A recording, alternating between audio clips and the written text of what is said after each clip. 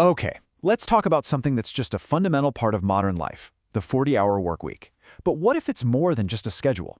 A source I've been digging into calls it something else entirely, the 40-hour trade. And we're going to break down exactly what that means. You know, the source kicks things off with this line, and you can just feel the skepticism, right? It's putting the American dream in quotes for a reason. It's asking us, really forcing us to stop and think, is this the dream we were actually promised? So what exactly is this trade? Well, it's the bargain that most of us make every single week, maybe without even thinking about it.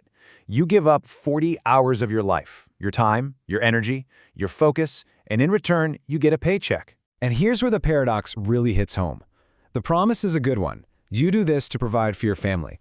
But the reality? The argument here is that a huge chunk of that paycheck just goes to paying for your absence. You know, things like childcare, which you only need because you're at work. That kind of thinking forces a pretty tough question, doesn't it? If we look beyond just the money, what is the real cost of making this trade every single week? The source has a name for it, the silent debt. This isn't a financial debt. It's a debt of time. We're talking about missing your kid's first words, not being there for school pickups, skipping the bedtime stories. These are the moments that, no matter how much money you make, you can never, ever buy back. And as if that cost wasn't steep enough, the whole model is incredibly fragile. Think about it. When your income is directly tied to you being present and working, you're always just one layoff or one bad illness away from having it all disappear. So if trading our time for money is the problem, what's the solution? Well, this source points to one thing, assets, but it defines them in a really powerful way. An asset is anything that creates income while you're out there living your life. This simple idea lays out a clear two-step path forward. First, you build assets that can earn money on repeat without you having to be there. And second, you use that new income to fund your freedom, not to pay for your absence.